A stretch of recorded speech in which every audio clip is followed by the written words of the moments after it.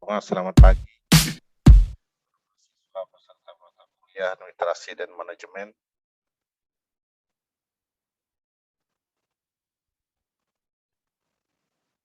Pada kesempatan perkuliahan online kali ini, saya mewakili sebagai dosen pengampu sangat pada semua mahasiswa karena berkenan untuk berhadir pada perkuliahan secara virtual ini. Semoga perkuliahan kali ini berjalan dengan baik, maksimal, dan mendapatkan hasil yang memuaskan. Perkuliahan kita seperti biasa dibagi menjadi 3 bagian. Pertama, pengantar dosen guna menyampaikan tujuan perkuliahan. 2, pelaksanaan diskusi yang nanti dipimpin oleh moderator yang telah ditentukan oleh kelas ini. Kemudian yang terakhir, refleksi akhir dari dosen berkenaan dengan balik masukan tanggapan yang telah disampaikan kepada kelompok. Selanjutnya dapat saya sampaikan bahwa tema yang kita angkat pada pembahasan kali ini adalah konsep manajemen dan administrasi kurikulum. Agar perkuliahan kita dapat berjalan dengan maksimal, mendapat berkah, marilah kita berdoa menurut keyakinan kita masing-masing.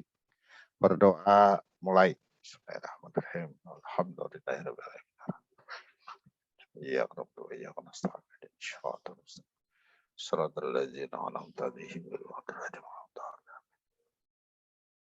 Adapun tujuan perkuliahan kita pada hari ini adalah mahasiswa dapat mengidentifikasi manajemen dan administrasi kurikulum dengan subtujuan, yaitu pertama, 1, mengidentifikasi manajemen kurikulum, kedua, mengidentifikasi administrasi kurikulum. Agar menyingkat waktu, selanjutnya saya persilahkan kepada moderator untuk melaksanakan diskusi pada hari ini. Baik, terima kasih Bapak. Assalamualaikum warahmatullahi wabarakatuh. Terima kasih Bapak atas kesempatannya. Izin memulai. Sebelumnya perkenalkan saya Nisa Nahdia yang akan memandu jalannya perkuliahan kita pada hari ini. Yang terhormat Ibu Profesor Dr. Hajah Aslamiyah MPD PhD dan Bapak Dr. Sohaimi MPD selaku dosen pengampu mata kuliah manajemen dan administrasi sekolah. Nah, di sini kami akan mempresentasikan makalah kami dengan judul Manajemen Administrasi Kurikulum. Adapun dengan anggota kelompok yaitu Adha Maharani, Rama S, Siti Nur Ainatul Firdausa, Selpiana Anissa, dan saya sendiri Anissa Nadia. Baik, untuk mempersingkat waktu, langsung saja pada pemaparan materi yang pertama yang akan disampaikan oleh saya sendiri. Next slide, operator. Pertama ada pengertian kurikulum. Secara bahasa, kurikulum berasal dari bahasa Yunani yaitu karir yang berarti pelari atau career yang memiliki arti tempat berpacu. Dalam buku karya Dekir yang berjudul Perencanaan dan Pengembangan Kurikulum, kurikulum dapat dijelaskan sebagai bahan ajar dan pengalaman belajar yang diprogramkan, direncanakan dan direncanakan secara sistematik di atas norma-norma yang berlaku dan dijadikan pedoman dalam proses pembelajaran pendidikan untuk mencapai tujuan pendidikan. Sedangkan menurut Undang-Undang Nomor 20 Tahun 2003 tentang Sistem Pendidikan Nasional dan Peraturan Pemerintah Republik Indonesia Nomor 19 Tahun 2005 tentang Standar Nasional Pendidikan, dijelaskan bahwa kurikulum adalah seperangkat rencana dan pengaturan mengenai tujuan, isi, bahan pelajaran, serta cara yang digunakan sebagai pedoman penyelenggaraan kegiatan pembelajaran untuk mencapai tujuan pendidikan tertentu. Next slide, operator. Kemudian ada pengertian manajemen kurikulum. Manajemen kurikulum adalah suatu sistem pengelolaan yang kooperatif, komprehensif, sistemik, dan sistematik dalam rangka mewujudkan tercapainya kurikulum. Nah, mungkin itu saja materi dari saya. Selanjutnya akan dilanjutkan oleh Siti Nur Ainatul Firdausa. Kepada Firda dipersilahkan. Baik, sebelumnya terima kasih moderator. Di sini saya akan melanjutkan materi. Yang B, ruang lingkup, prinsip, dan fungsi manajemen kurikulum. Lingkup manajemen kurikulum meliputi perencanaan, pengorganisasian, pelaksanaan, dan evaluasi kurikulum. Pada tingkat satuan pendidikan, kegiatan kurikulum lebih mengutamakan untuk merealisasikan dan merelevansikan antara kurikulum nasional dengan kebutuhan daerah dan kondisi sekolah yang bersangkutan. Next, operator.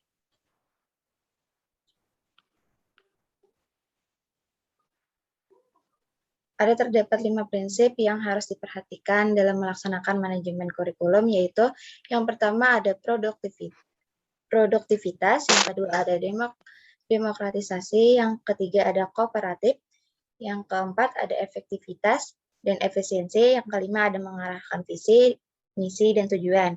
Yang pertama produktivitas, yaitu hasil yang akan diperoleh dalam kegiatan kurikulum merupakan aspek yang harus dipertimbangkan dalam manajemen kurikulum. Pertimbangan bagaimana agar peserta didik dapat mencapai hasil belajar sesuai dengan tujuan kurikulum harus menjadi sasaran dalam manajemen kurikulum.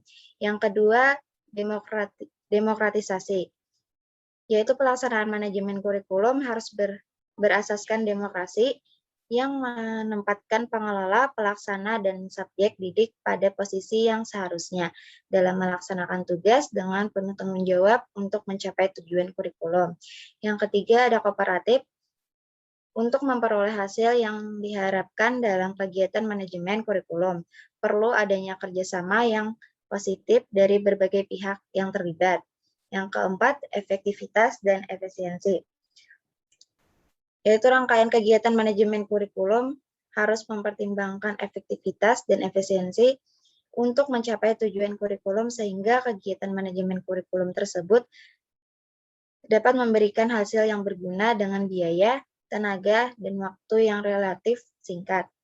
Yang terakhir, mengarahkan visi, misi, dan tujuan. Itu yang ditetapkan dalam kurikulum. Proses manajemen kurikulum harus dapat memperkuat dan mengarahkan visi, misi, dan tujuan kurikulum. Next, operator.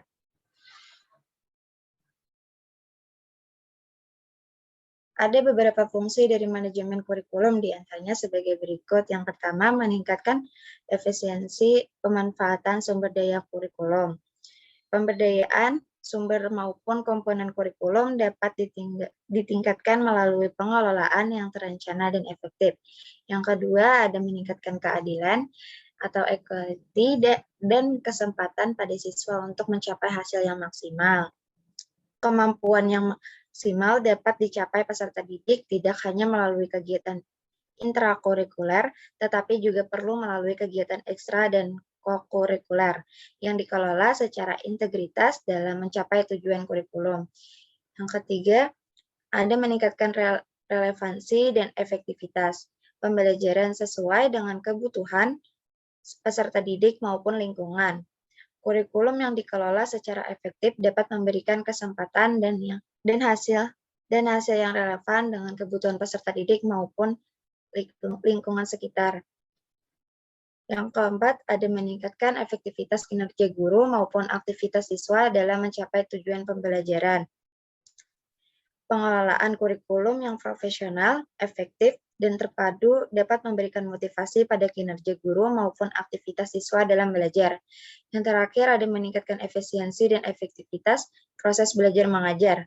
Proses pembelajaran selalu dipantau dalam rangka melihat konsistensi antara desain yang telah direncanakan dengan pelaksanaan pembelajaran. Dengan demikian, ketidaksesuaian antara desain dengan implementasi dapat dihindarkan. Jadi, guru maupun siswa selalu termotivasi untuk melaksanakan pembelajaran yang efektif dan efisien karena adanya dukungan kondisi positif yang diciptakan dalam kegiatan pengelolaan kurikulum. Itu saja dari saya. Terima kasih, saya akan berikan ke moderator. Baik, terima kasih Firda atas penyampaian materinya. Materi selanjutnya akan disampaikan oleh Selviana Anissa. Kepada Selviana, dipersilakan. Kasih kepada moderator, saya di sini akan menjelaskan tentang implementasi manajemen kurikulum. Menurut Hamawit 2016-238, implementasi manajemen kurikulum adalah penerapan atau pelaksanaan program kurikulum yang telah dikembangkan pada tahap sebelumnya, kemudian diuji cobakan dengan pelaksanaan dan pengelolaan sambil senantiasa dilakukan penyesuaian terhadap situasi lapangan dan karakteristik peserta didik, baik perkembangan intelektual, emosional, serta fisiknya. Adapun tahapan-tahapan implementasi manajemen kurikulum mencakup 3 kegiatan pokok. Yang pertama ada pengembangan program, yang kedua ada pelaksanaan pembelajaran, dan yang ketiga ada evaluasi. Yang pertama ada pengembangan program mencakup program tahunan, semester, bulanan, mingguan, dan harian. Selain itu juga ada program bimbingan dan konseling atau program remedial. Yang kedua ada pelaksanaan pembelajaran. Pada hakikatnya, pembelajaran adalah proses interaksi antara peserta didik dengan lingkungannya, sehingga terjadi perubahan perilaku ke arah yang lebih baik. Dalam pembelajaran, tugas guru yang paling utama adalah mengondisikan lingkungan agar menunjang terjadinya perubahan perilaku peserta didik tersebut. Yang terakhir ada evaluasi. Evaluasi proses yang dilaksanakan sepanjang proses pelaksanaan kurikulum caturulan atau semester serta penilaian akhir formatif dan sumatif mencakup penilaian keseluruhan secara utuh. Adapun yang D ada pengertian administrasi kurikulum. Administrasi kurikulum merupakan seluruh proses kegiatan yang direncanakan dan diusahakan secara sengaja dan bersungguh-sungguh serta pembinaan secara kontinu terhadap situasi belajar mengajar secara efektif dan efisien demi membantu tercapainya tujuan pendidikan yang telah diterapkan. Dalam proses pendidikan perlu dilaksanakan administrasi kurikulum agar perencanaan, pelaksanaan, dan evaluasi kurikulum berjalan lebih efektif, efisien, dan optimal dalam memberdayakan berbagai sumber belajar, pengalaman belajar, maupun komponen kurikulum. Itu saja penjelasan dari saya, akan saya kembalikan kepada moderator. Terima kasih Selviana atas penyampaian materinya. Kemudian materi selanjutnya akan disampaikan oleh Rama S. Dipersilahkan. Ya, terima kasih moderator. Di sini saya akan memaparkan materi proses administrasi kurikulum. Proses administrasi kurikulum dibagi menjadi 3, perencanaan, pengawasan, dan evaluasi. Perencanaan kurikulum sebagian besar dilaksanakan dan ditentukan oleh Departemen Pendidikan Nasional di tingkat pusat. Perencanaan kurikulum yang dilakukan oleh Departemen Pendidikan Nasional di tingkat pusat meliputi hal-hal berikut, yaitu yang pertama, sebagai penyusun program dan pengembangan kurikulum, penyusun pedoman teknis pelaksanaan kurikulum seperti pedoman penyusunan kalender pendidikan, pembagian tugas guru, penyusunan jadwal pengajaran, penyusun program pengajaran dan pedoman penyusun persiapan pengajaran, dan sebagai perencana kurikulum yang akan digunakan di sekolah seperti kurikulum tingkat satuan pendidikan harus berlandaskan kepada Pancasila sebagai falsafah negara dan Undang-Undang Dasar 1945 yang mengamanatkan untuk mencerdaskan kehidupan bangsa. Yang kedua ada pengawasan. Dalam Kamus Bahasa Indonesia, pengawasan adalah penelitian dan penjagaan. Jadi pengawasan berarti mempertahankan dan menjaga dengan baik. Menurut Winardi, pengawasan adalah semua aktivitas yang dilaksanakan oleh pihak manajer dalam upaya memastikan bahwa hasil aktual sesuai dengan hasil yang direncanakan. Pengawasan adalah fungsi administratif bagi setiap administrator untuk memastikan bahwa apa yang dikerjakan sesuai dengan apa yang dikehendaki. Pengawasan itu meliputi pemeriksaan apakah semua berjalan sesuai dengan rencana yang dibuat, instruksi-instruksi yang dikeluarkan, dan prinsip-prinsip yang ditetapkan. Dan yang ketiga ada evaluasi. Evaluasi dibagi menjadi 2, yaitu yang pertama evaluasi hasil belajar. Evaluasi hasil belajar merupakan suatu kegiatan yang dilakukan guna memberikan berbagai informasi secara berkesinambungan dan menyeluruh tentang proses dan hasil belajar yang telah dicapai siswa.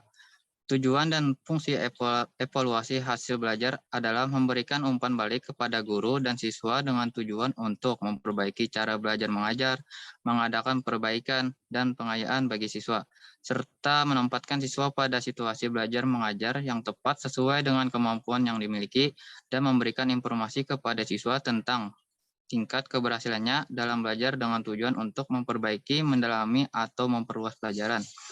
Yang kedua, nilai hasil belajar siswa yang dibutuhkan untuk pemberian laporan kepada orang tua, penentuan kenaikan kelas dan kelulusan siswa. Evaluasi program pengajaran.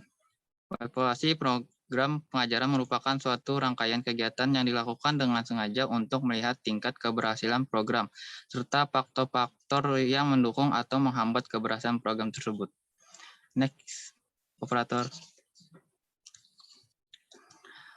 Peran guru dalam administrasi kurikulum. Adapun peran guru dalam administrasi kurikulum yaitu menyusun sebuah kurikulum sebagai pedoman proses kegiatan belajar dan mengajar dalam sebuah instansi guna menyukseskan dan memperlancar kegiatan yang bermanfaat di instansi tersebut, mengarahkan capaian tujuan dan sasaran pendidikan. Next slide, operator. Proses perkembangan kurikulum. Perkembangan kurikulum adalah proses penyusunan rencana tentang isi dan bahan pelajaran yang harus dipelajari, serta bagaimana cara mempelajarinya.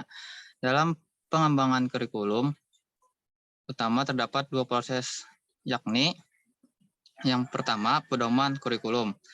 Pedoman kurikulum meliputi latar belakang, bersih rumusan falsafah, dan tujuan lembaga pendidikan, populasi yang menjadi sasaran, rasional bidang studi atau mata kuliah, struktur organisasi bahan pengajaran. Silabus yang berisi mata pelajaran secara terinci yang diberikan yakni ruang lingkup dan urutan penyajian, serta desain evaluasi termasuk strategi revisi atau perbaikan kurikulum. Yang kedua, pedoman instruksional untuk tiap mata pelajaran yang dikembangkan berdasarkan silabus. Pedoman kurikulum disusun untuk menentukan dalam garis besarnya apa yang akan diajarkan, ruang lingkup, kepada siapa diajukan, apa sebab diajarkan, dengan tujuan apa, dalam urutan yang bagaimana. Sekian dari saya kembalikan kepada moderator. Terima kasih Rama atas penyampaiannya. Dan materi yang terakhir akan disampaikan oleh Adaha Maharani, dipersilahkan.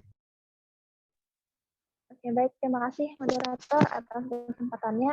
Untuk materi selanjutnya itu mengenai langkah-langkah dalam pengembangan kurikulum. Nah, dalam garis besarnya kita dapat mengikuti langkah-langkah sebagai berikut. Yang pertama, kumpulkan keterangan mengenai faktor-faktor yang turut menentukan kurikulum serta latar belakangnya.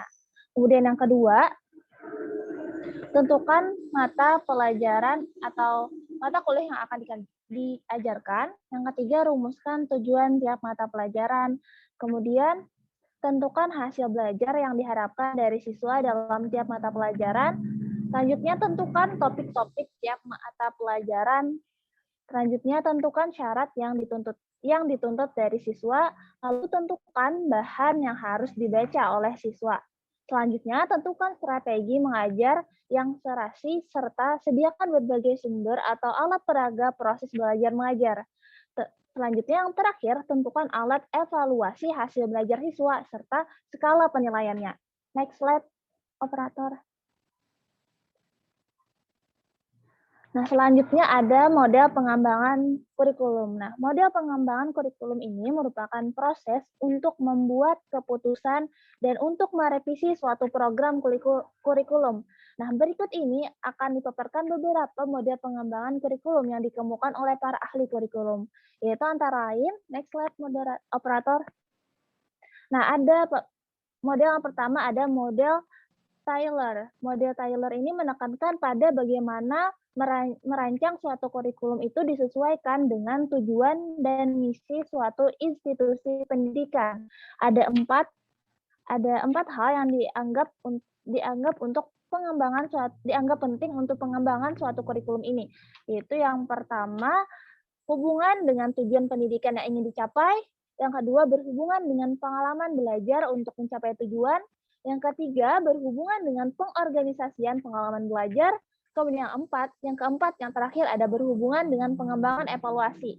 Kemudian ada model Hilda Taba. Nah, model dari Hilda Taba ini lebih menitik beratkan tentang bagaimana pengembangan kurikulum sebagai pengembangan suatu proses perbaikan dan penyempurnaan kurikulum. Pada prinsipnya terdapat 5 langkah perkembangan kurikulum, yaitu antara lain yang pertama, menghasilkan unit-unit percobaan melalui langkah-langkah berikut. Pertama, mendiagnosis kebutuhan, memformulasikan tujuan, memilih isi, mengorganisasikan isi, kemudian memilih pengalaman belajar, mengorganisasikan pengalaman belajar, kemudian menentukan alat evaluasi serta prosedur yang harus dilakukan. Selanjutnya, menguji keseimbangan isi kurikulum.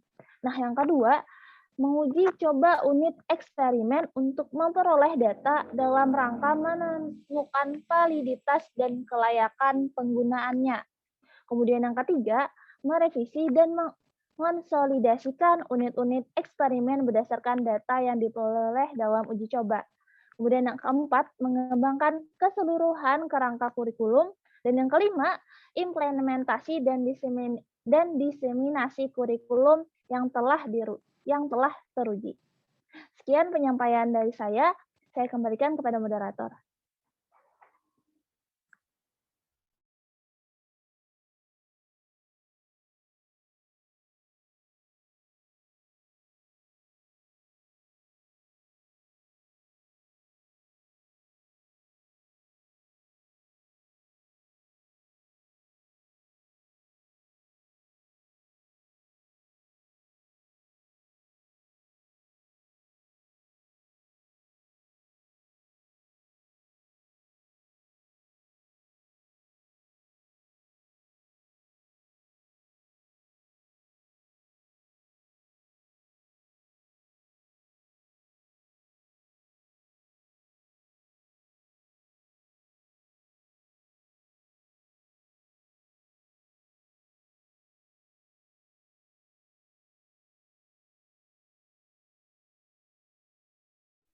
Moderator, halo moderator, sepertinya telah selesai ini.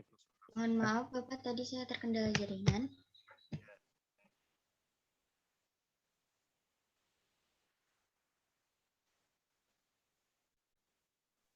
Terima kasih atas penyampaian materinya. Nah, dengan berakhirnya pemaparan materi tadi, maka kita akan memasuki sesi tanya-jawab.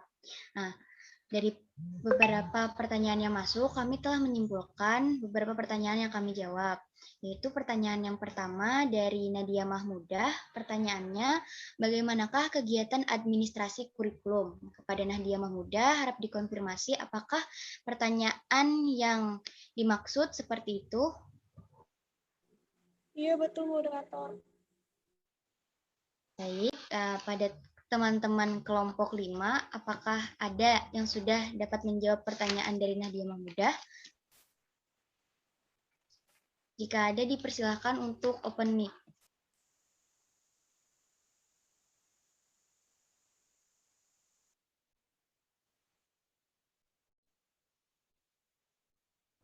Izin menjawab, moderator.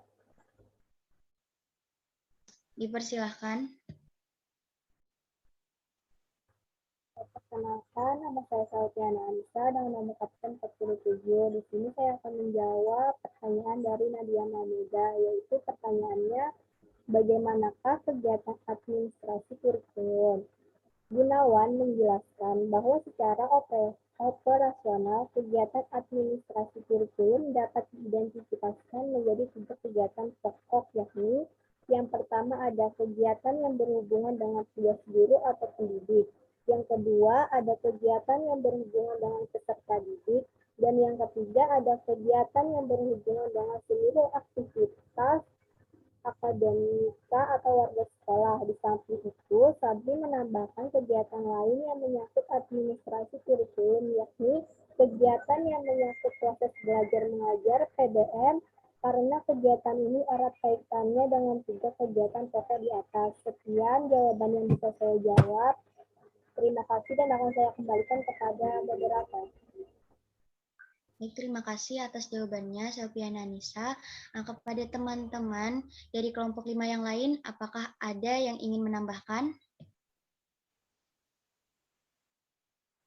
Izin menambahkan, moderator. Dipersilahkan. Baik, terima kasih moderator. Perkenalkan, nama saya Sofia Jojarsyani, NIM 20101253-234, nomor absen 53.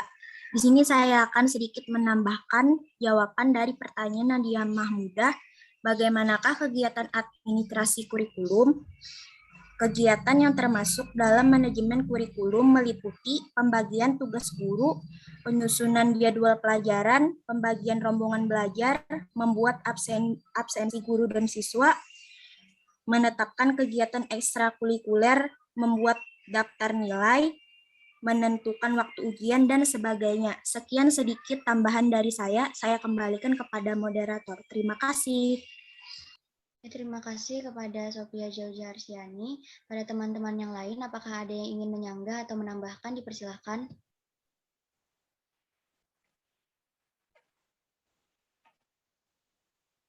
Izin menambahkan, moderator.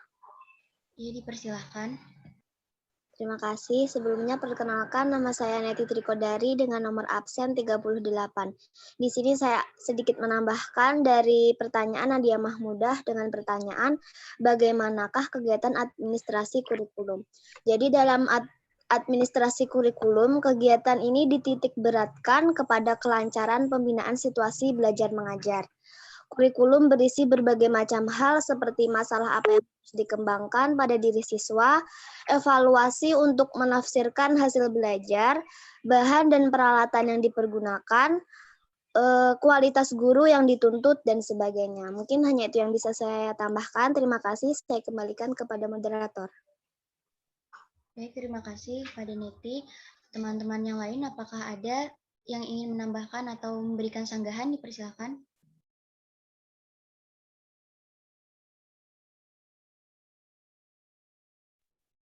Jika tidak ada, saya kembalikan kepada Nadia Mahmudah. Apakah jawaban beserta tambahan-tambahan dari teman-teman sudah dapat dipahami? Baik, terima kasih moderator. Jawaban serta tambahan dari teman-teman sudah dapat diterima serta dipahami. Terima kasih, saya kembalikan kepada moderator. Baik, terima kasih kembali. Next slide, operator.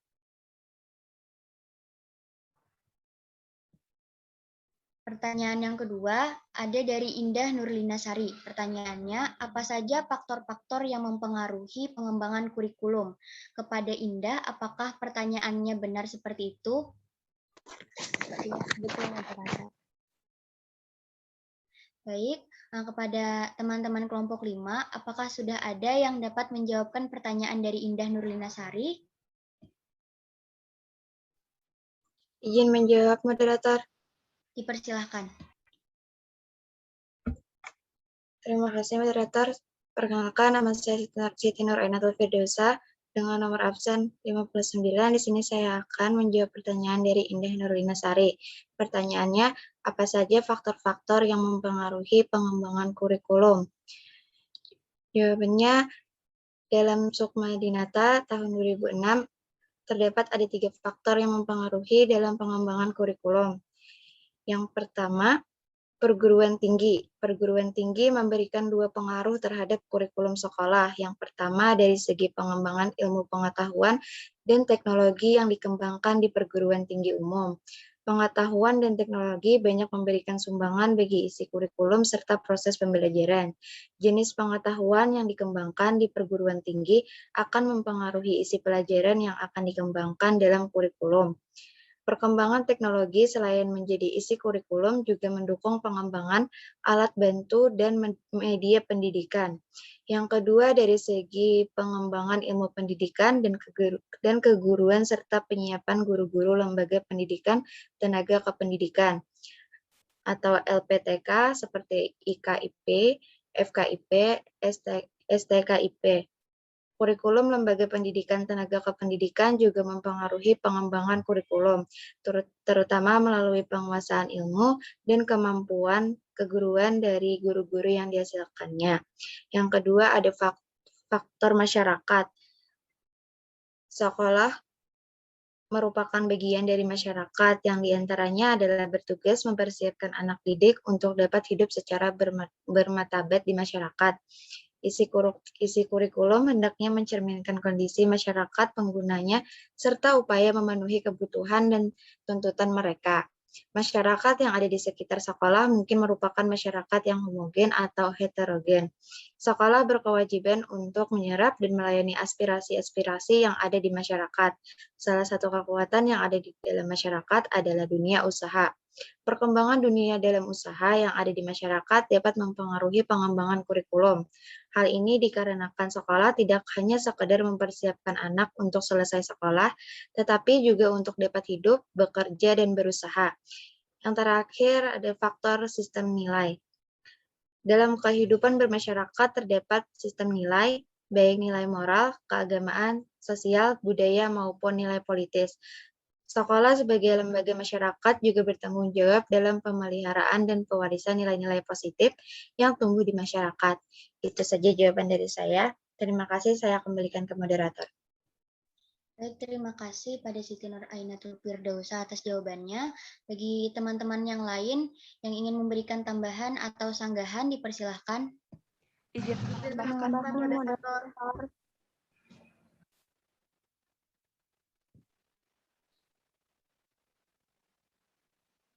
Mungkin dipersilahkan kepada Nadia Putri terlebih dahulu. Baik, terima kasih. Assalamualaikum warahmatullahi wabarakatuh. Perkenalkan, nama saya Nadia Putri dengan nomor absen 24. Sebelumnya, terima kasih kepada moderator yang telah memberikan kepada saya. Saya ingin menambahkan sedikit jawaban atas pertanyaan dari Indah Nurdin Nasari terkait faktor-faktor lain yang mempengaruhi pengembangan kurikulum.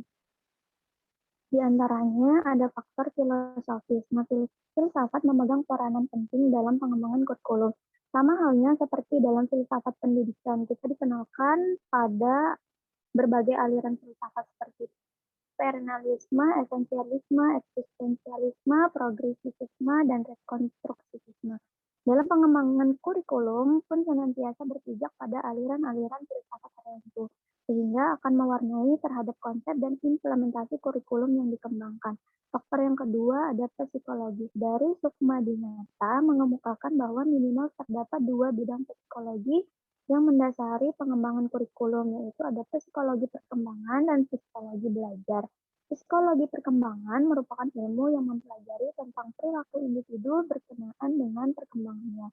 Sedangkan psikologi belajar merupakan ilmu yang mempelajari tentang perilaku individu dan konteks belajar.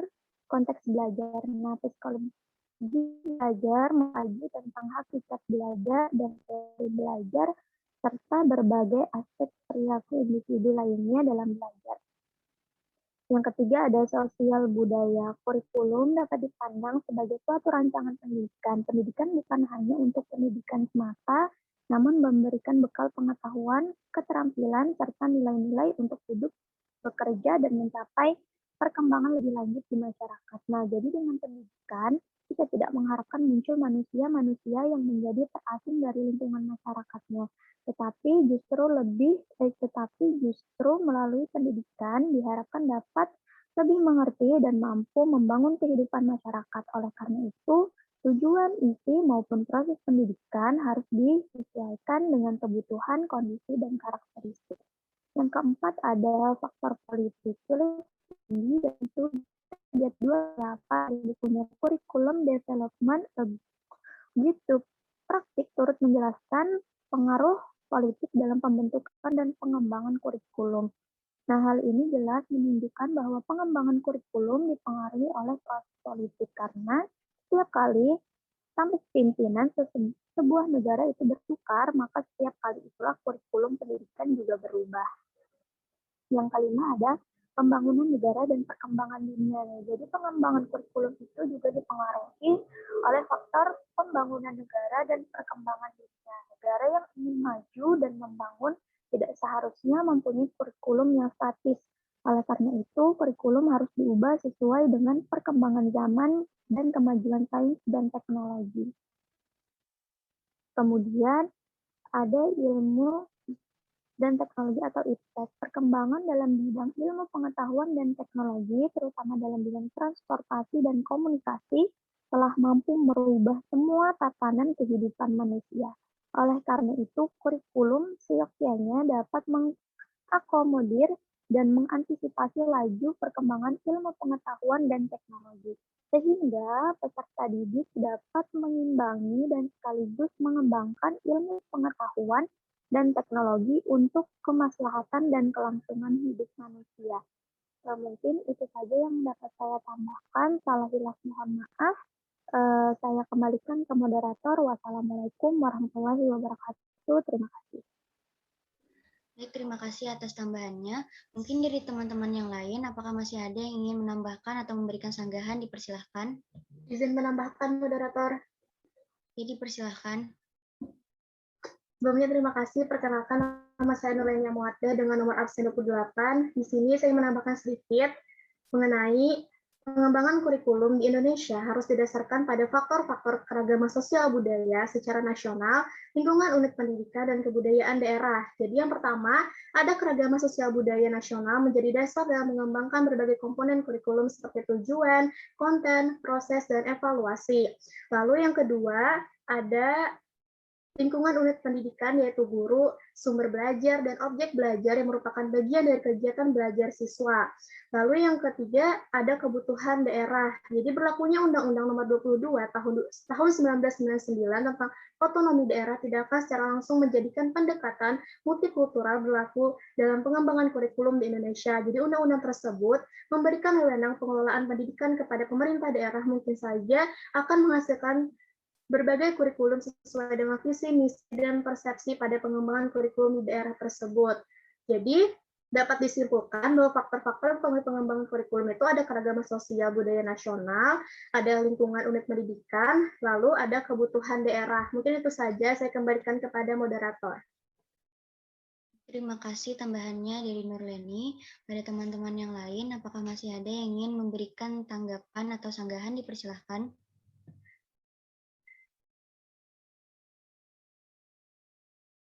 Apabila tidak ada, saya kembalikan kepada Indah Nurlina Sari. Kepada Indah, apakah jawaban beserta tambahan-tambahan dari teman-teman tadi sudah dapat dipahami dan diterima?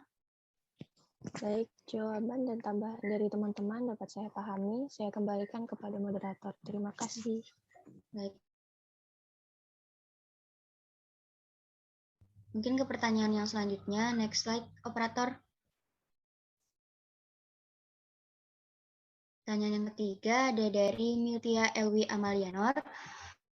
Pertanyaannya, dalam merumuskan kurikulum ada 5 prinsip-prinsip.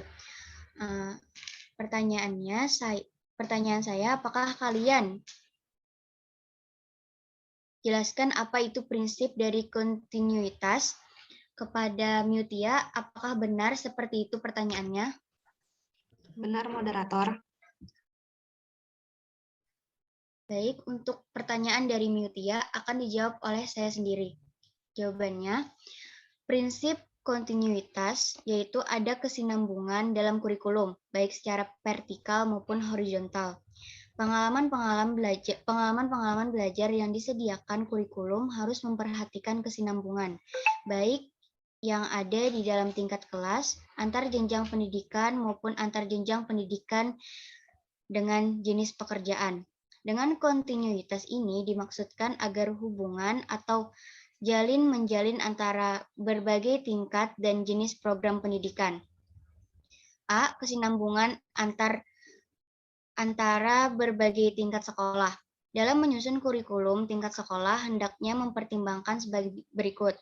Bahan-bahan pelajaran yang diperlukan untuk belajar lebih lanjut pada tingkat sekolah yang berikutnya hendaknya sudah diajarkan pada tingkat sekolah sebelumnya. Kemudian, bahan pelajaran yang sudah diajarkan pada tingkat sekolah yang lebih rendah tidak perlu diajarkan lagi di tingkat sekolah yang lebih tinggi. B. Kesinambungan antara berbagai bidang studi. Bahan yang diajarkan dalam berbagai bidang studi sering menyampaikan hubungan antar satu sama lainnya. Sehubungan dengan hal itu, urutan dalam penyajian berbagai bidang studi hendaknya diusahakan sedemikian rupa agar hubungan dapat dijalin dengan baik. Mungkin itu saja jawaban dari saya. Kepada teman-teman yang lain yang ingin menambahkan atau memberikan tanggapan serta sanggahan dipersilahkan.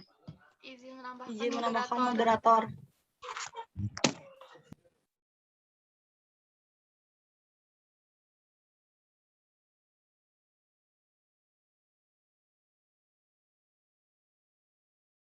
Maaf, sepertinya saya terkendala jaringan.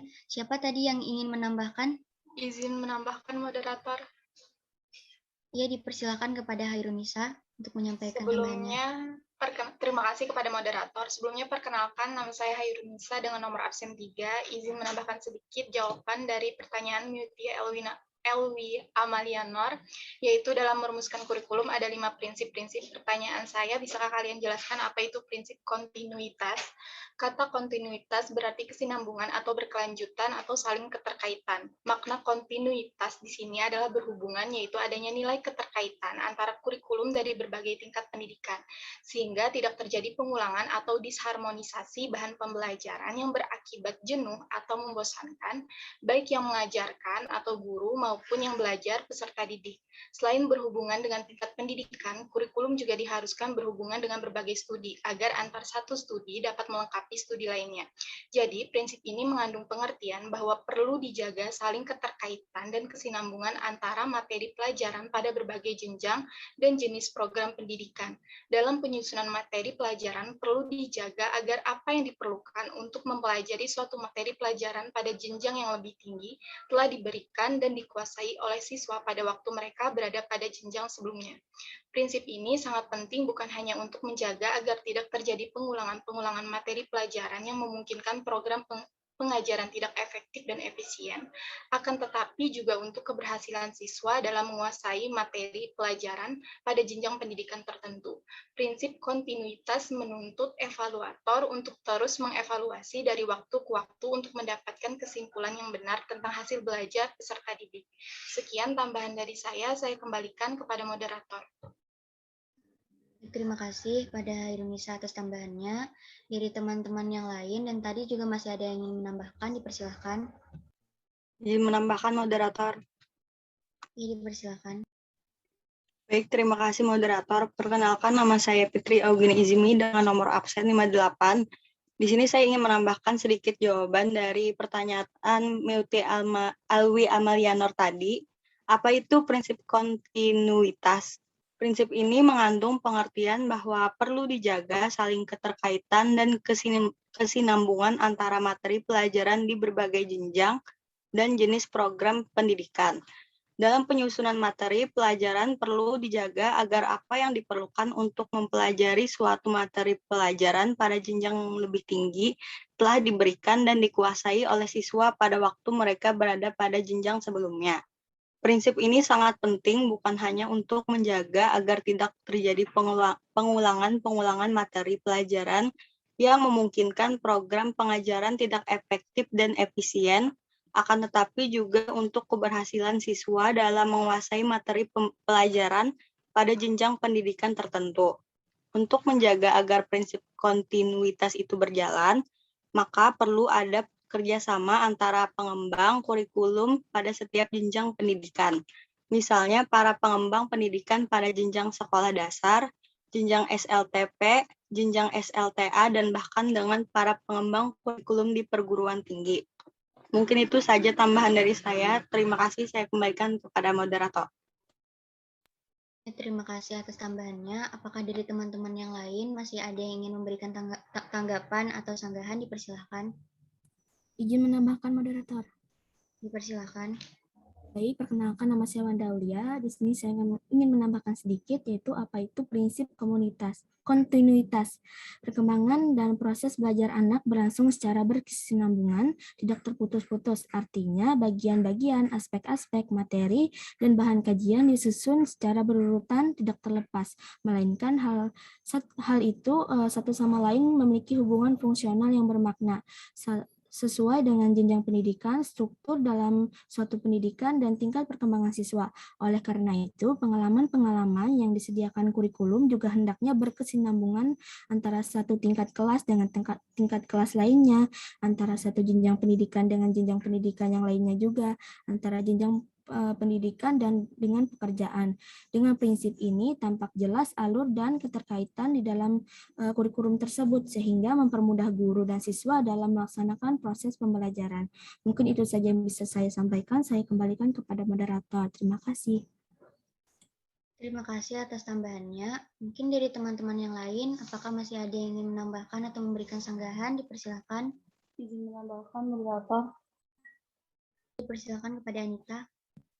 Perkenalkan, nama saya Anita Herlina, nomor absen 2. Mungkin sudah dijelaskan oleh teman-teman sebelumnya. Jadi, menambahkan pertanyaan dari Mutia Elwi, apa itu prinsip kontinuitas? Jadi, prinsip kontinuitas, yakni adanya kesinambungan kurikulum baik secara vertikal maupun secara horizontal. Nah, pengalaman-pengalaman belajar yang disediakan kurikulum harus memperhatikan kesinambungan baik yang di dalam tingkat kelas, antar jenjang pendidikan maupun antara jenjang pendidikan dengan jenis pekerjaan. Mungkin itu saja, saya kembalikan kepada moderator. Terima kasih atas tambahan dari Anita Herlina. Apakah masih ada teman-teman yang ingin menambahkan atau memberikan sanggahan? Dipersilakan. Baik, jika tidak ada, saya kembalikan kepada Mutia Elwi Amalianor. Apakah jawaban beserta tambahan-tambahan dari teman-teman tadi sudah dapat diterima dan dipahami? Sudah dapat dipahami, moderator. Terima kasih kepada teman kelompok yang telah menjawab dan teman-teman yang telah menambahkan. Saya kembalikan kepada moderator.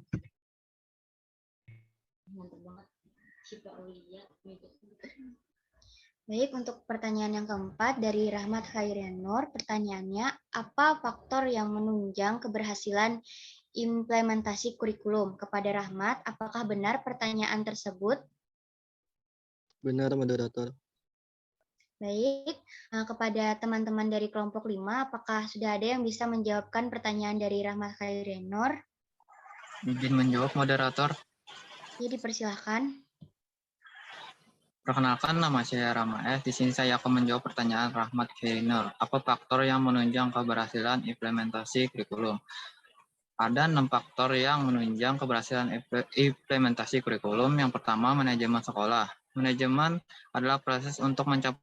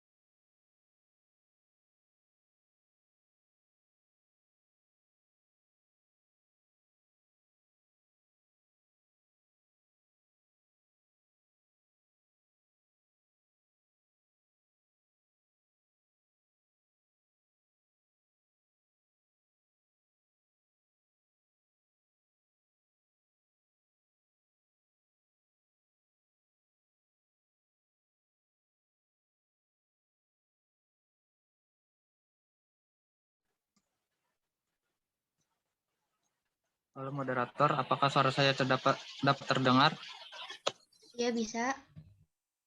Mohon maaf, saya tadi terlempar. Saya ulangi. Apa faktor yang menunjang keberhasilan implementasi kurikulum? Ada 6 faktor yang menunjang keberhasilan implementasi kurikulum. Yang pertama, manajemen sekolah. Manajemen adalah prinsip proses untuk mencapai tujuan-tujuan organisasi dengan melakukan kegiatan dari 4 fungsi utama, yaitu merencanakan, mengorganisasikan, memimpin, dan mengendalikan. Artinya, manajemen merupakan suatu runtunan perubahan dalam perkembangan sesuatu melalui perencanaan, organisasian, pemimpinan, dan pengendalian. Yang kedua, pemanfaatan sumber belajar. Sumber belajar tidak lain adalah daya yang dimanfaatkan guna kepentingan proses belajar mengajar, baik secara langsung maupun tidak langsung, sebagian atau secara keseluruhan. Faktor ketiga, penggunaan media pembelajaran. Media merupakan wadah dari pesan yang sumber ataupun penyalurnya ingin diteruskan kepada sasaran atau penerima pesan tersebut. Bentuk dan wujud media atau perantara tersebut harus sesuai dengan jenis dan karakteristik materi disampaikan, serta kemampuan guru tentang pengetahuan mengenal media tersebut. Yang keempat, penggunaan strategi dan model-model pembelajaran. Model adalah suatu rencana atau pola yang dapat digunakan untuk membentuk pembelajaran dan membimbing pembelajaran di kelas atau yang lain. Sedangkan strategi adalah suatu kegiatan pembelajaran yang harus dikerjakan guru dan siswa agar pembelajaran dapat tercapai secara efektif dan efisien. Yang kelima, kualitas kinerja guru. Permendikbud 16 tahun 2007 telah menyatakan kualitas kinerja dengan standar kompetensi guru yang dikembangkan menjadi 4 kompetensi, yaitu pedagogik, kepribadian, sosial, dan profesional. Yang keenam, monitoring pelaksanaan kurikulum. Faktor keberhasilan implementasi kurikulum yang terakhir yaitu monitoring pelaksanaan kurikulum, salah satunya dengan supervisi akademik. Kegiatan memantau pelaksanaan pembelajaran dilakukan agar pembelajaran yang dilakukan guru berjalan secara efektif dan efisien. Kegiatan pembelajaran perlu dipantau atau dimonitor oleh kepala sekolah dan pengawasan satuan pendidikan. Itu yang dapat saya sampaikan, saya akan kembalikan kepada moderator. Baik, terima kasih kepada Rama atas jawabannya. Teman-teman yang lain, apakah ada yang ingin menambahkan atau memberikan sanggahan? Dipersilahkan. Izin menambahkan, moderator. Dipersilahkan kepada Rimayanti. Baik, terima kasih atas kesempatannya. Perkenalkan, nama saya Rimayanti dengan nomor absen 20. Ingin menambahkan sedikit jawaban dari pertanyaan Rahmat Khairinur. Pertanyaannya, apa faktor yang menunjang keberhasilan implementasi kurikulum? Yang pertama yaitu ketersediaan buku sebagai bahan ajar dan sumber belajar yang mengintegrasikan standar pembentuk kurikulum. Yang kedua, penguatan peran pemerintah dalam pembinaan dan pengawasan. Dan yang terakhir, penguatan manajemen dan budaya sekolah. Mungkin itu saja tambahan dari saya kembalikan kepada moderator. Baik, terima kasih pada Rimayanti atas tambahannya. Mungkin dari teman-teman yang lain ada yang ingin menambahkan atau memberikan sanggahan, dipersilahkan. Izin menambahkan, moderator. Iya, dipersilahkan. Baiklah, terima kasih kepada moderator. Perkenalkan, saya Ahmad Seman, nomor absen 43, izin menambahkan jawaban dari pertanyaan Ahmad Khairinur. Langsung saja, faktor-faktor yang mempengaruhi dan juga menunjang keberhasilan implementasi kurikulum. Ada beberapa faktor. Yang pertama, karakter kurikulum yang mencakup ruang lingkup ide baru suatu kurikulum dan kejelasannya bagi pengguna di lapangan. Yang kedua, strategi implementasi, yaitu strategi yang digunakan dalam implementasi seperti diskusi, profesi, seminar, penataran lokakarya, penyediaan buku kurikulum, dan kegiatan-kegiatan yang dapat mendorong penggunaan kurikulum di lapangan. Yang ketiga, karakteristik pengguna kurikulum yang meliputi pengetahuan, keterampilan, nilai, dan sikap guru terhadap kurikulum, serta kemampuannya untuk merealisasikan kurikulum dalam pembelajaran. Selain itu, menurut Mars tahun 1998 mengemukakan 3 faktor yang dapat menunjang keberhasilan implementasi kurikulum. Yang pertama yaitu dukungan kepala sekolah, dukungan rekan sejawat guru, dan dukungan internal yang datang dari guru sendiri. Dari beberapa faktor tersebut, guru merupakan faktor penentu di samping faktor-faktor yang lain. Sekian dari saya kembalikan ke moderator. Terima kasih atas tambahannya. Mungkin dari teman-teman yang lain, apakah masih ada yang ingin memberikan tambahan atau tanggapan? Dipersilahkan. Izin menambahkan, moderator. Ya, dipersilahkan. Perkenalkan, nama saya Maratu Zaida dengan nomor absen 54. Izin menambahkan pertanyaan dari Rahmat Khairinor yang pertanyaannya apa faktor yang menunjang keberhasilan implementasi kurikulum? Faktor aktivitas peserta didik. Peserta didik merupakan unsur utama dalam proses pembelajaran. Keberhasilan pembelajaran diukur dengan ada tidaknya peningkatan atau perkembangan aspek mental, intelektual, sikap, dan keterampilan anak didik. Peningkatan berbagai aspek tersebut sangat dipengaruhi oleh kondisi awal anak didik sebelum memasuki proses pembelajaran serta kondisi pada saat mengikuti proses pembelajaran. Yang kedua, fasilitas dan sumber belajar. Fasilitas dan sumber belajar sangat menunjang keberhasilan implementasi kurikulum. Untuk itu, fasilitas dan sumber belajar harus tersedia secara memadai dalam arti mencukupi kebutuhan proses pembelajaran. Yang ketiga, komite sekolah. Komite sekolah memiliki peranan yang cukup besar dalam mengembangkan kemajuan sekolah dalam fungsinya sebagai partner sekolah. Komite sekolah tidak saja bekerja sama dengan sekolah dalam rangka menyusun rencana anggaran dan kegiatan sekolah, mencari solusi terhadap permasalahan yang dihadapi sekolah, terutama yang menyangkut pengadaan anggaran yang berkaitan dengan bangunan fisik, tetapi lebih daripada itu, komite sekolah sekaligus merupakan wakil dari seluruh anggota komite yang hendak memperjuangkan keinginan wali murid agar sekolah menyediakan layanan pendidikan yang layak sesuai dengan keinginan dan harapan wali murid dan peserta didik. Sekian, terima kasih. Saya kembalikan kepada moderator. Terima kasih atas tambahannya. Dari teman-teman yang lain, apakah masih ada yang ingin memberikan tambahan atau tanggapannya? Dipersilahkan. Izin menambahkan, moderator. Baik, dipersilahkan kepada Nur Hidayah. Baik, terima kasih atas waktunya. Perkenalkan, nama saya Nur Hidayah dengan nomor absen 21. Di sini saya ingin menambahkan sedikit jawaban dari pertanyaan Rahmat Khairinor yang pertanyaannya apa faktor yang menunjang keberhasilan implementasi kurikulum. Nah, di sini ada 3 faktor yang mempengaruhi keberhasilannya. Yang pertama itu adalah kesiapan guru. Nah, idealnya di dalam setiap perubahan kurikulum, guru haruslah menjadi bahan pertimbangan utama. Nah, kesiapan guru di lapangan akan menjadi penentu implementasi kurikulum baru. Yang kedua itu ada ketersediaan sarana dan prasarana. Nah, ketersediaan sarana dan prasarana juga menjadi faktor penting dalam implementasi sebuah kurikulum. Nah, contohnya di dalam menyambut kurikulum 2013, sarana dan prasarana yang paling berpengaruh adalah buku materi yang digunakan guru untuk mengajar. Buku siswa dan buku guru ini merupakan salah satu sarana implementasi kurikulum 2013 dalam proses pembelajaran. Dan yang ketiga, yaitu ada input siswa. Nah, selain kesiapan guru dan ketersediaan sarana prasarana, input siswa juga ikut mempengaruhi keberhasilan implementasi kurikulum. Di dalam sebuah pembelajaran, terdapat 3 hal yang hendak diberdayakan, yaitu input, proses, dan output. Nah, mungkin itu saja tambahan dari saya. Terima kasih, saya kembalikan kepada moderator. Terima kasih Nur Hidayah atas tambahannya. Bagi teman-teman yang lain, apakah masih ada yang ingin memberikan tambahan atau sanggahan? Dipersilahkan. Jika tidak ada, saya kembalikan kepada Rahmat Khairinor. Apakah jawaban beserta tambahan-tambahan dari teman-teman tadi sudah dapat diterima dan dipahami?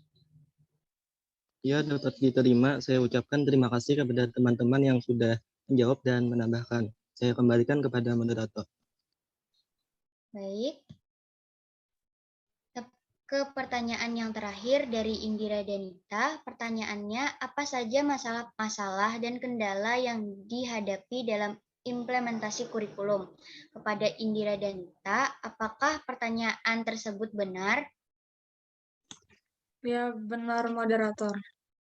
Baik, kepada rekan-rekan dari kelompok 5, apakah sudah ada yang dapat menjawabkan pertanyaan dari Indira Danita?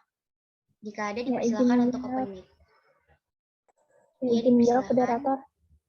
Baik, saya Dahma Harani, izin menjawab pertanyaan dari Indira yang pertanyaannya itu masalah apa ya dan kendala yang dihadapi dalam implementasi kurikulum. Nah, masalah-masalah dan kendala yang dihadapi Dalam implementasi kurikulum itu dibagi menjadi dua, yaitu masalah umum dan masalah khusus. Nah, masalah umumnya itu ada bidang cakupan. Nah, bidang cakupan ini didefinisikan sebagai luas kurikulum yang di dalamnya mencakup berbagai topik pengalaman belajar, aktivitas, pengorganisasian, elemen-elemen, serta hubungan pengintegrasian elemen-elemen tadi, serta hubungan pengintegrasian dan pengorganisasian berbagai elemen tersebut yang harus diberikan kepada siswa di sekolah. Kemudian yang kedua ada relevansi.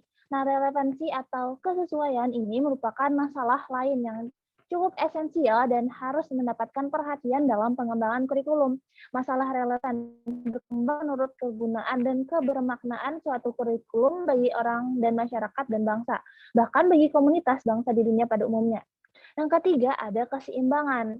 Dalam sulitnya mendefinisikan kata balance atau keseimbangan ini, ada beberapa variabel yang harus dipertimbangkan, seperti yang pertama, kurikulum yang berpusat pada siswa, dan kurikulum yang berpusat pada pelajaran, kemudian kebutuhan siswa dan kebutuhan masyarakat, lalu pendidikan umum dan pendidikan khusus, dan yang terakhir dan selanjutnya ada luas dan dalamnya kurikulum. Yang terakhir ada 3 domain penting pendidikan, yaitu kognitif, efektif, dan psikomotrik. Yang keempat ada integrasi. Nah, pengintegrasian ini berarti memadukan pengembangan dan menyatukan antar disiplin ilmu. Yang kelima ada sequence. Dalam proses sequence ini, para pengembang kurikulum harus memperhatikan tingkat kedewasaan, latar belakang, tingkat kematangan dan ketertarikan atau minat siswa, serta tingkat kegunaan dan kesukaran materi pelajaran. Yang keenam ada kontinuitas. Kontinuitas merupakan pengulangan terencana tentang isi untuk mencapai keberhasilan. Kemudian yang ketujuh ada artikulasi. Nah, artikulasi diartikan sebagai pertautan antara kelompok elemen atau unsur lintas tingkatan sekolah. Contohnya dapat dilihat antara SD dan SLTP atau SMP, SMP dan SMA, serta SMA dan perguruan tinggi, yang juga tak lepas dalam dimensi sequence seperti halnya kontinuitas. Kemudian yang kedelapan ada kemampuan transfer. Nah, segala hal yang diberikan di sekolah pada hakikatnya merupakan proses pentransferan nilai. Maksudnya, apa yang dipelajari di sekolah seharusnya harus dapat diaplikasikan di luar sekolah saat siswa sudah menamatkan pendidikannya. Kemudian ada yang kedua, ada masalah khusus. Nah, pada masalah khusus ini ada pertama, apakah kurikulum itu bermaksud mempersiapkan siswa bagi masa depannya atau untuk memenuhi berbagai kebutuhan yang dirasakan sekarang.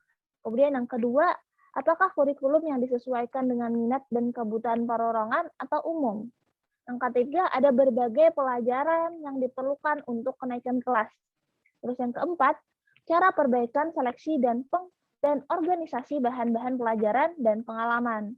Kemudian yang kelima, pihak yang dapat ikut berpartisipasi dalam perubahan dan penyusunan kurikulum. Dan yang keenam, ada langkah-langkah yang akan dilakukan dalam menadakan perubahan atau revisi kurikulum secara menyeluruh. Baik, itu saja sampaian dari saya mengenai masalah dan kendala yang dihadapi dalam implementasi kurikulum. Sekian saya kembalikan kepada moderator. Terima kasih kepada Damaharani atas jawabannya. Kepada teman-teman yang lain dipersilakan jika ada yang ingin memberikan tambahan atau sanggahan. Izin menambahkan moderator. Dipersilakan. Terima kasih moderator. Perkenalkan, saya Nanda Maulida Salsabila, nomor absen 46, ingin menambahkan pertanyaan dari jawaban Indira Danita. Pertanyaannya, apa saja masalah-masalah dan kendala yang dihadapi dalam implementasi kurikulum? Tambahan dari saya, begitu banyak masalah-masalah kurikulum dan pembelajaran yang dialami di Indonesia. Masalah-masalah ini turut andil dalam dampaknya terhadap pembelajaran dan pendidikan Indonesia. Beberapa masalah kurikulum yang ditemui, yang pertama pada guru. Guru kurang berpartisipasi dalam pengembangan kurikulum disebabkan beberapa hal, yaitu kurang waktu, kekurangan kesesuaian pendapat, baik dengan sesama guru maupun kepala sekolah dan administrator karena kemampuan dan pengetahuan guru sendiri.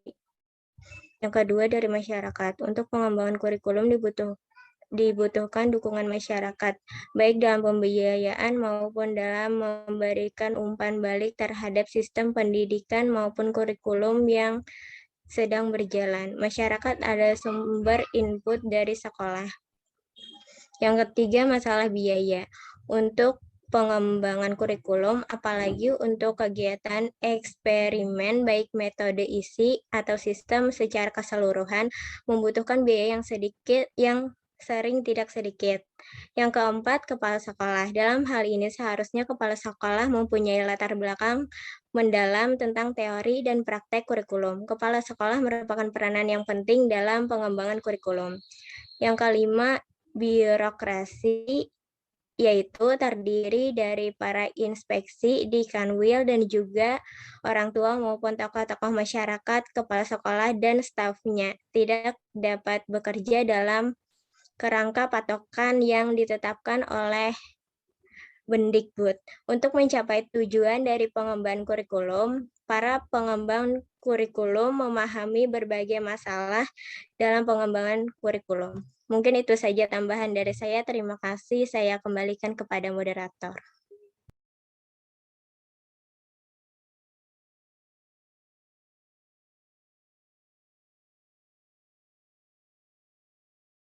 Baik, izin ambil alih karena moderatornya sedang terkendala jaringan. Baik, terima kasih kepada Nanda Maulida Salsabila atas jawaban atau tambahan dari pertanyaan Indira tadi. Baik, selanjutnya apakah ada lagi teman-teman yang ingin menambahkan jawaban dari pertanyaan Indira Danita? Izin menambahkan moderator. Ya, saya persilahkan kepada Normawati Rahmah. Baik, terima kasih untuk waktunya. Perkenalkan, nama saya Normawati Rahmah dengan nomor absen 4. Izin menambahkan sedikit pertanyaan dari Indira. Apa saja masalah-masalah dan kendala yang dihadapi dalam implementasi kurikulum? Masalah dan kendala yang dihadapi dalam implementasi kurikulum biasanya yang terjadi adalah ketidaksiapan kurikulum. Hal ini ditunjukkan seperti belum adanya buku penunjang yang sesuai, sarana-prasarana yang belum memadai di setiap sekolah, kesulitan guru mendapatkan informasi lengkap terkait seperti penerapan dan mengubah cara belajar siswa yang memerlukan adaptasi yang sesuai dengan kurikulum. Mungkin hanya itu tambahan sedikit dari saya. Terima kasih, saya kembalikan kepada moderator. Baik, terima kasih kepada Normawati Rahma atas tambahan jawabannya. Baik, apakah ada lagi nih teman-teman yang ingin menambahkan pertanyaan dari jawaban pertanyaan dari Indira Danita tadi? Saya persilahkan.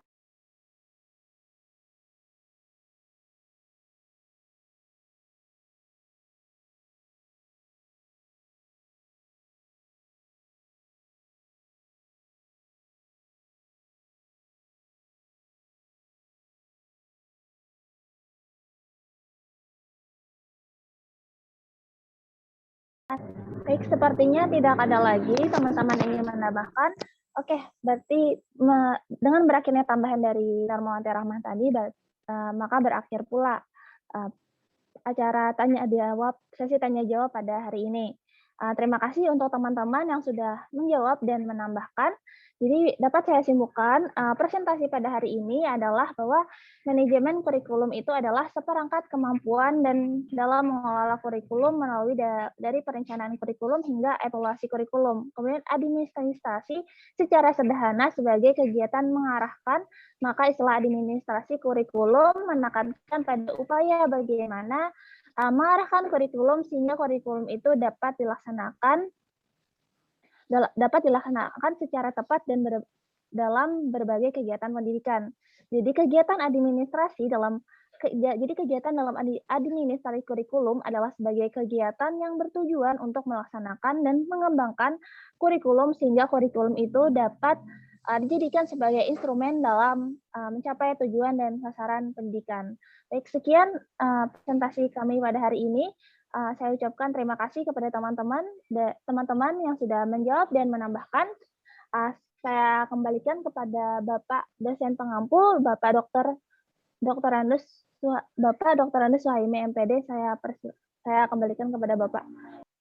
Terima kasih kepada moderator yang telah menyampaikan atau memberi kesempatan kepada saya. Pertama, saya menangkap dari pertanyaan ataupun diskusi, kita harus memahami bahwa isi daripada Undang-Undang Nomor 20 itu bahwa sistem pendidikan nasional yang isinya itu kurikulum itu ada seperangkat rencana pengaturan mengenai tujuan. Jadi tujuan daripada kurikulum, kemudian isi, bahan pelajaran, sampai pada kegiatan pembelajaran. Jadi dalam hal ini kita semua telah memahami dari pertanyaan tadi dan jawaban serta presentasi kelompok, standar isi ya telah diterjemahkan oleh pemerintah. Setelah sistem pendidikan nasional itu ada standar pendidikan, lalu di situ ada standar isi untuk menjawab daripada tujuan dan isi daripada kurikulum. Itu dipegang oleh pemerintah. Bahan juga telah ditentukan dan telah digariskan. Sekarang yang di bawah ada dua hal, yaitu berupaya untuk melaksanakan kegiatan pembelajaran dan mengembangkannya. Nah, dua hal ini yang disebut dengan implementasi. Tadi telah dibahas yang terakhir dari pertanyaan tentang masalah yang dihadapi. Kemudian dijawab dengan beberapa jawaban. Maksudnya di situ juga harus dibuat kesimpulan untuk bisa merangkum seluruh jawaban yang banyak tentang masalah yang dihadapi.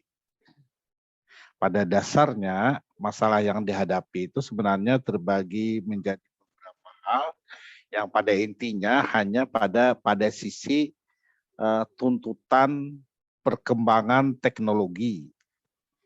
Jadi masalah ataupun faktor yang mempengaruhi boleh juga seperti itu, atau masalah yang dihadapi itu terkait dengan perkembangan teknologi. Boleh juga disebutkan itu adalah penyebab kenapa ada perubahan daripada kurikulum itu. Bahwa perkembangan teknologi itu menuntut kurikulum itu harus berubah. Harus menyesuaikan. Jangan sampai justru teknologi itu lahir atau diperoleh dari pengembangan ilmu. Dan ilmu itu dikembangkan dalam dunia pendidikan dengan menggunakan atau berdasarkan kurikulum yang dibuat. Jadi ada keterkaitan antara kemajuan teknologi hari ini ditandai dengan kemajuan teknologi informasi, sementara pendidikan khususnya di negara berkembang itu tidak seimbang dengan perkembangan teknologi tersebut. Teknologi itu pada dasarnya adalah untuk mempermudah usaha manusia atau mempermudah manusia untuk atau masyarakat ini untuk bisa mengolah alam ini. Artinya itu sudah dari hasil pendidikan. Tapi kenyataannya berbalik ya, bahwa pendidikan itu belum sampai untuk mengimbangi perkembangan teknologi. Nah itu justru menjadi persoalan antara teknologi yang seharusnya dihasilkan daripada pendidikan dengan pendidikan yang berlaku berdasarkan kurikulum yang ada. Seharusnya kan kurikulum yang ada itu menghantarkan kepada teknologi yang dicapai. Tapi sebaliknya teknologi yang dicapai dan digunakan oleh kita semua itu berada di atas daripada pelaksanaan pendidikan atau kurikulum yang berlaku. Oleh karenanya, kita harus menyesuaikan. Dalam rangka menyesuaikan itu, maka perlu melakukan perubahan. Perubahan tadi dimulai dari pola pikir ya. Memang konsepnya telah dibuat oleh pusat pengembang kurikulum, badan pusat Puskor ya, pusat kurikulum nasional. Itu memang pekerjaannya untuk melakukan penyesuaian terhadap perkembangan teknologi dan tuntutan masyarakat, di mana standarisasi pekerjaan berbeda dengan atau berada di atas daripada keterampilan yang diberikan oleh sekolah, keterampilan yang dimiliki oleh lulusan. Nah, oleh karenanya agar bisa mengatasi tuntutan tersebut, maka dilakukan perubahan. Karena apa? Karena tujuan daripada pendidikan itu dampaknya diukur menjadi 3 ya, yaitu kecerdasan, kemampuan berpikir, pengetahuan, 2 keterampilan yang seharusnya dimiliki oleh anak-anak lulusan, dan yang terakhir adalah karakter. Dengan cara seperti itu, orang bisa beradaptasi terhadap pekerjaan. Orang bisa memiliki keterampilan. Nah, itu yang belum sampai. Dan itu juga merupakan tantangan, dan itu juga menjadi masalah. Masalah itu karena dampaknya berada di bawah daripada standar yang seharusnya diminta atau diharapkan oleh dunia kerja. Nah, untuk mengurai benang merah yang ini dimulai dari perubahan pola pikir atau mindset. Jadi kita semua jangan pertama anti terhadap perubahan, satu. Kemudian segera berbenah diri menyesuaikan terhadap perubahan. Setelah melakukan penyesuaian, kemudian melengkapi itu kan pola pikir, melengkapi dan segera memiliki keterampilan dengan cara menggunakan metode dan strategi mengajar yang paling memudahkan siswa menerima mata pelajaran itu. Dan yang terakhir juga selain daripada itu, guru atau calon guru harus segera bisa menggunakan situasi sehingga menjadi efektif, menjadi efisien, segala kesempatan sumber daya yang ada agar bisa mencapai daripada tujuan daripada pembelajaran itu. Hal-hal ini yang perlu menjadi catatan kita semua ya. Bahwa walaupun dari perkembangan teknologi, kemudian bagaimana mengimplementasikan kurikulum, kita harus tetap konsisten ya. Di sini tadi Pak ahli, dua ahli ya yang dikemukakan oleh penyaji. Pertama, menitik beratkan bahwa rancangan, jadi Taylor ya menekankan pada keberhasilan implementasi itu tergantung pada bagaimana merancang pembelajaran. Bagaimana merancang pembelajaran, bagaimana cara mengajarkan dengan menggunakan strategi yang paling mudah untuk dipahami. Tentu saja dilakukan di institusi sekolah. Taylor. Kemudian Helga Taba juga mengungkapkan bahwa kita semua sehingga tidak berhasil dalam pembelajaran untuk bisa berhasil mengimplementasikan atau sekaligus mengembangkan kurikulum itu adalah dengan cara melakukan perbaikan terhadap proses. Berarti dua tokoh ini menggariskan bahwa keberhasilan atau implementasi atau pengembangan itu akan bisa terjawab apabila memperbaiki proses. Proses itu adalah proses pembelajaran yang di kelas. Apa yang diperbaiki? Yaitu dengan cara merancang atau menggunakan strategi pembelajaran yang paling menyenangkan dan bervariasi.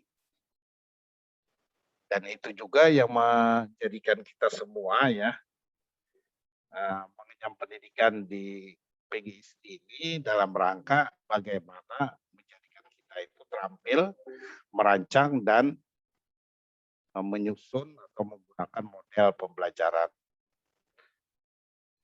Jadi ahli kurikulum yang asal dari negara barat ini, Amerika Serikat ya, kemudian menyebutkan bahwa kita memang tidak lain ya untuk bisa memperbaiki dan mengimplementasikan itu dengan cara memperbaiki proses. Proses itu dilakukan dengan menggunakan metode dan strategi yang paling baik dan yang bervariasi dan paling mudah untuk bisa menyampaikan pelajaran itu kepada anak atau siswa. Yang sampai anak itu atau siswa itu menjadi tidak menyenangkan dan jemu atau katakan saja tidak menyukai terhadap pelajaran yang kita sampaikan atau yang kita ajarkan. Nah, sekarang kalau kita semua memahami semua ini ya, semua yang telah diajarkan, maka manajemen administrasi ya, manajemen itu mulai daripada perencanaan, kemudian pelaksanaan, kemudian evaluasi daripada pembelajaran itu akan menjadi baik dan menjadi berhasil apabila telah mengikuti aturan prinsip yang telah digariskan. Jadi di sini ada prinsip yang memperhatikan melaksanakan kurikulum itu pertama katanya produktivitas. Jadi pembelajaran itu harus menghasilkan 3 hal. Apa? Yaitu pengetahuan, keterampilan, dan karakter. Dalam pelaksanaannya harus demokratis. Jangan sampai di antara siswa itu ada yang tidak bisa berpartisipasi. Jadi kita menghendaki partisipasi. Demikian juga kita menghendaki kooperatif. Kooperatif itu dalam artian ada yang bisa menyampaikan, kemudian ada yang perbedaan karakteristik siswa itu dapat diatasi dengan bekerja sama. Efektivitas dan efisien. Mungkin seluruh kita semua, ini kata serapan dari bahasa Inggris ya. Efisien itu tidak boros. Efisiensi tidak boros. Tidak boros itu apa artinya? Dia tidak boros terhadap waktu, dia tidak boros terhadap tenaga, dan dia tidak boros terhadap dana ya. Oleh karenanya tidak boros itu juga berdekatan dengan istilah ketepatan.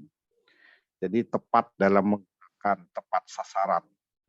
Sedangkan efektivitas itu banyak menitik beratkan pada tujuan. Apapun ya, bagaimanapun cara seorang siswa belajar, dalam mengkonstruksi apakah dia harus belajar 2 kali atau 3 kali. Dia yang penting itu adalah dia berhasil menguasai pelajaran itu. Jadi titik berat daripada efektif itu ada capaian tujuan. Sedangkan efisiensi itu dalam artian proses yang harus efisien, tepat sasaran. Kemudian kalau efektivitas itu adalah tujuan yang akan tercapai. Intinya efektivitas dan efisiensi ini dua kata yang kembar ya, yang tidak bisa dipisah karena memang tanpa tujuan, tanpa proses tujuan akan sulit dicapai. Kemudian proses saja diperhatikan tanpa memperhatikan tujuan, maka tentu saja proses itu tidak pernah mencapai tujuan itu. Jadi tujuan itu harus ditetapkan. Tujuan pembelajaran harus ditetapkan. Prosesnya menggunakan istilah efisiensi. Kemudian ada juga di sini mengarah pada visi, misi, dan tujuan. Nah, sebenarnya mempertegas saja daripada efektivitas bahwa dalam suatu kegiatan atau suatu pembelajaran itu pasti menganut 3 hal itu, yaitu visi, pandangan, misi itu adalah operasional, tujuan itu adalah hasil. Jadi ada visi, perencanaan, misi adalah proses, dan tujuan itu adalah akhir daripada produktivitas. Jadi kelima prinsip yang harus diperhatikan dalam melaksanakan manajemen itu adalah rangkaian yang tidak bisa terpisahkan. Dan itu kita mengulang dalam artian memahami konsep ini agar kita tidak terlupakan daripada langkah-langkah yang ada. Nah, sedangkan tahap implementasi tadi sudah dijelaskan juga menjadi 3 hal. Pertama, ada yang disebut dengan pengembangan program atau perencanaan, kemudian kedua pelaksanaan program, pelaksanaan pembelajaran, dan yang terakhir ada evaluasi. Tentu saja evaluasi ini misalnya tidak berhasil, maka perlu meninjau lagi perencanaannya harus diperbaiki, lalu dilaksanakan. Pelaksanaannya harus konsisten berdasarkan perencanaan. Kemudian ada juga langkah pengembangan. Pengembangan ini pada dasarnya ya hal yang sebagai tindak lanjut daripada pelaksanaan, maka adalah pengembangan. Jadi di sini setelah dilakukan pelaksanaan pembelajaran, kita pasti memahami dan telah mencatat beberapa hal mengenai apa saja yang baik dan yang tidak baik, yang tidak mendukung terhadap kegiatan itu, kegiatan pembelajaran, pelaksanaan pembelajaran. Kemudian dalam kita mencatat atau mengumpulkan data tentang kelebihan atau kekurangan dari pelaksanaan yang kita lakukan, maka kita rumuskan katanya di sini. Rumuskan tiap tujuan mata pelajaran itu agar kita dapat mengeliminasi daripada kekurangan tadi dan pelaksanaannya dapat menjadi tidak terulang lagi kesalahan yang terjadi. Nah, tentu saja nanti akan hasil belajar untuk mata pelajaran yang telah dilakukan itu akan mendapatkan hasil yang lebih baik. Jadi langkah-langkah pengembangan ini pertama mengumpulkan keterangan dalam artian dari hasil pembelajaran yang kita lakukan itu pasti harus untuk refleksi ya. Kemudian mata pelajaran, mata kuliah yang diajarkan itu harus jelas. Kita susun kembali, kita bangun konstruksi kembali, termasuk pada tujuan, termasuk pada yang telah nanti kita harapkan. Nah, kemudian diterapkan pada topik ataupun materi yang diajarkan. Jadi ini masih dalam artian kita telah melakukan, jadi pengembangan ini dilakukan setelah kita melakukan konsep atau pembelajaran atau pelaksanaan daripada manajemen kurikulum tadi. Intinya dari hal pelaksanaan, maka kita catat kekurangan, kelebihan, lalu kita harus segera refleksi ya. Di akhir daripada penjelasan saya ingin menyampaikan bahwa inti daripada pembelajaran itu adalah atau inti daripada masalah yang kita hadapi itu karena kita salah dalam merancang atau kita tidak tepat dalam merancang pembelajaran kita di kelas. Tidak tepat itu dapat dilihat dari proses perbaikan, dari proses pembelajaran yang kita lakukan.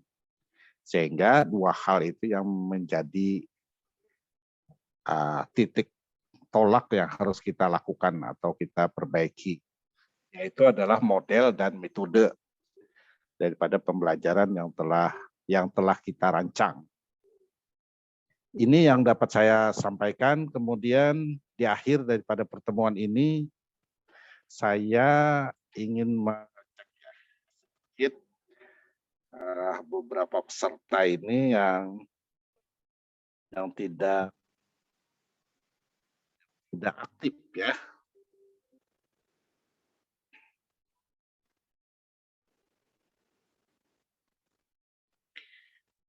Siti Nur Ainatul. Di sini ada Siti Nur Halisah, kemudian kalau di layar sini ada Siti Nur Ainatul Firdaus. Ya, di mana tempatnya Siti? Kenapa, Pak? Tempat tinggalnya di mana? Di Barabai. Oh, ya. Pian kelompok mana? Kelompok 5 tadi, Pak.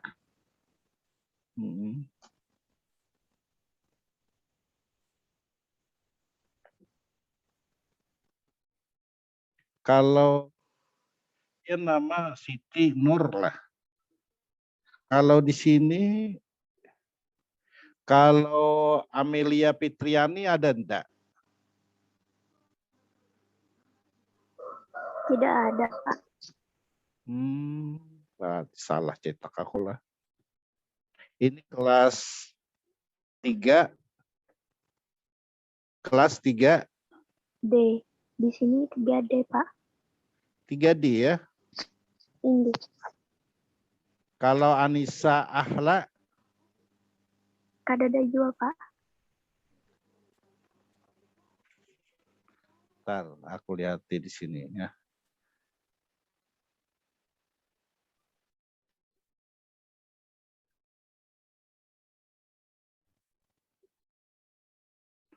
Kita kelas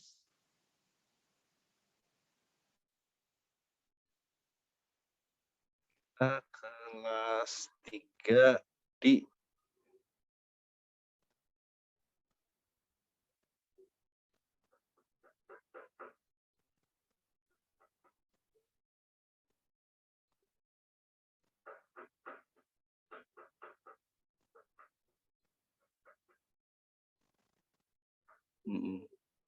Kemudian presensi sudah semua.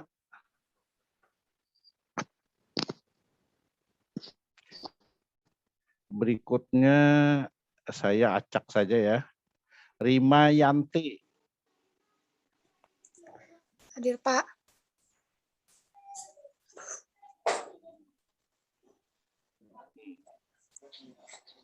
Hadir, Pak.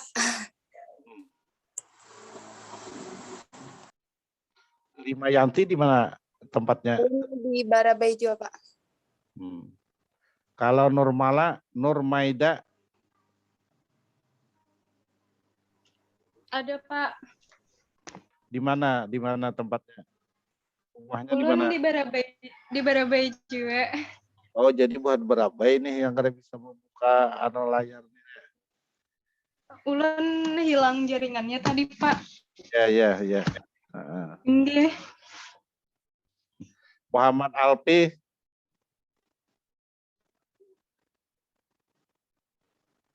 Muhammad Alfi di mana? Muhammad Alfi Yusuf.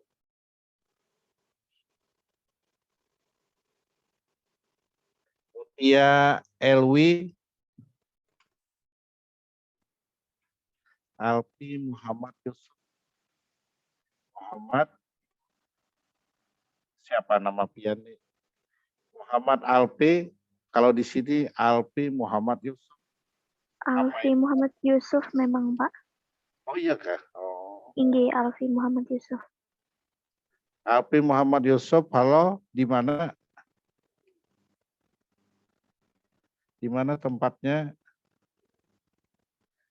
Di Barabai juga kah? Ida Ayu Astuti. Ida Ayu Astuti. Tadi ada laporan kalau Ida Ayu Astuti terkendala jaringan, Pak. Tapi ada nih. Ada namanya. Inggih.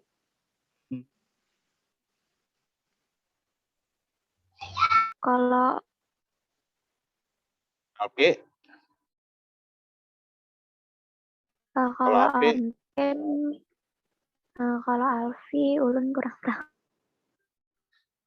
Alfi yang belum bisa dihubungin. Nah. Jadi kan kita itu mau mencek bahwa ikut tidak kuliah, kan gitu. Kalau siapa ini? Nur Hidayah. Ada, Di mana? Di mana tempatnya Nur Hidayah? Barabai, Pak. Oh. Barabai ya, yang berat-berat ini sinyalnya di Barabai.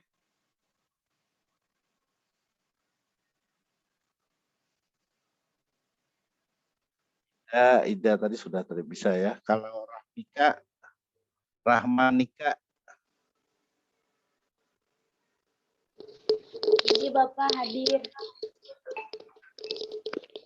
Ulun kada on cam Pak Ai, soalnya jaringan wifi di kos nih naik turun.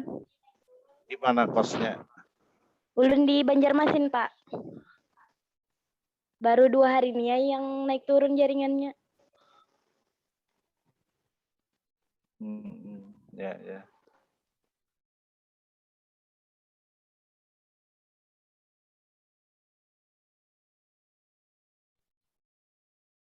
Ya, mungkin sampai di sini ya, karena waktu juga yang membatasi kita semua. Saya sebagai dosen pembimbing sangat berterima kasih atas partisipasi. Kemudian ada juga edaran daripada rektor tentang sistem pembelajaran kita yang di beberapa saat ke arah tatap muka, nanti mohon disiapkan. Tapi dalam artian masih belum ditentukan kapan dimulainya, karena itu telah diputuskan oleh Menteri Pendidikan untuk zona hijau ya, seperti kita, atau itu mengharapkan pelaksanaan tatap muka dalam pembelajaran. Anita? Ya, sampai di sini saya terima kasih kepada semua. Akhir kata saya ucapkan wassalamualaikum warahmatullahi wabarakatuh. Waalaikumsalam warahmatullahi wabarakatuh. Terima kasih Bapak.